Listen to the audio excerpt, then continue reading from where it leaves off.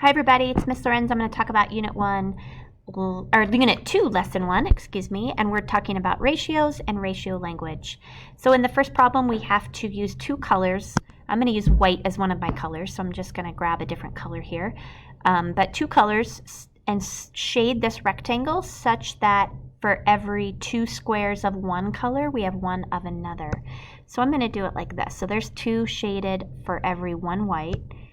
2 for every one white, 2 for every one white, 2, do you see how I'm going down for every one white, and then I go back up, 2 for every one white, 2 for every one white, 2 for every one white.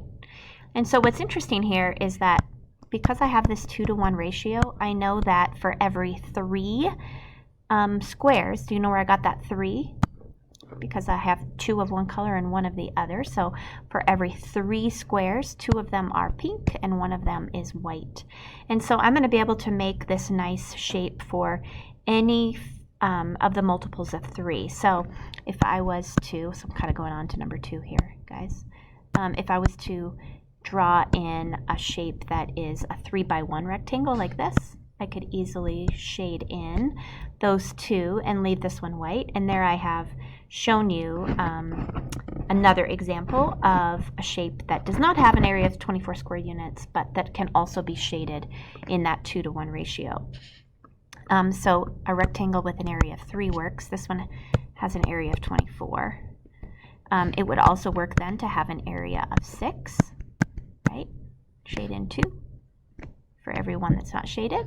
And also a 9 would work and a 12 would work. So any multiple of 3 would work here. Let's go on to number 3 now.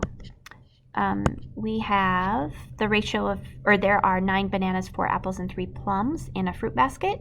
So the ratio of bananas to apples is 9 to 4. The ratio of plums to apples is 3 to 4. For every 4 apples, there are 3 plums. And for every 3 bananas, there is 1 plum. And the reason I know that is because there are 9 bananas and 3 plums. That means, so if I divided both the 9 and the 3 by 3, I would get 3 bananas, and 3 divided by 3 is 1 plum. Okay, let's look at the cat and dog problem. The ratio of dogs to cats is 3 to 4. And it's really important that your 3 is the first number that you write and your 4 is the second. Because the first word we see here is dogs and it correlates to the first number in the ratio. The second word we see is cats and it correlates to the second number in that ratio. So for every 3 dogs, there are 4 cats. All right, in the last 2, we're really just kind of reviewing our previous unit. We're going to find the volume and surface area of these prisms. So this first prism is a 3x3x3.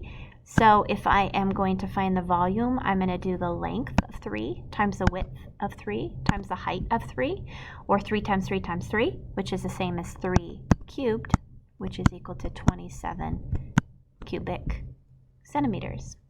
The surface area, I know that on a cube here, all of the faces are identical.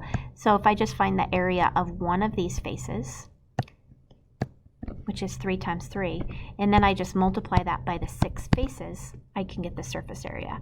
So 3 times 3 is 9, times 6 is 54, and those, of course, are square centimeters. All right, and in B, prism B is a 5x5x1, and we are looking at, again, comparing the volume and the surface area. So the volume, I want to know how many cubes that is. So it's just length times width times height, of course. So 5 times 5 times 1 is 25, and these are centimeter cubes. The surface area is going to be found by making sure that I account for all 6 faces. So I've got 5 by 1, that's this face right here, and I know that there are 4 of those actually that go all the way around.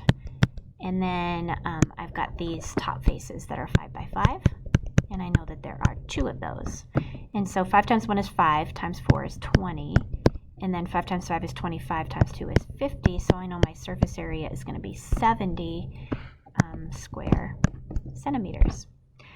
Does the prism with the greater volume have the greater surface area? So look at this volume, 27.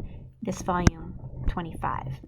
So does this one have the greater surface area? Well, this one has a surface area of 54 and this one has a surface area of 70. So it does not. What we're looking at is we have these in a situation where we have a prism. The prisms that are most compact or closer to the cube-like prisms have the smallest surface area for the same amount of volume. And so we know that this one has a lot more surface area for the given number of cubes that we have, because there are a lot more of those cubes showing. In fact, every one of these cubes touches or contributes to the surface area.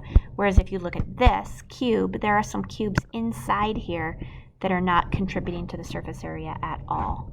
So kind of an interesting way to think about it, but that is it. Thanks for watching and correcting your work.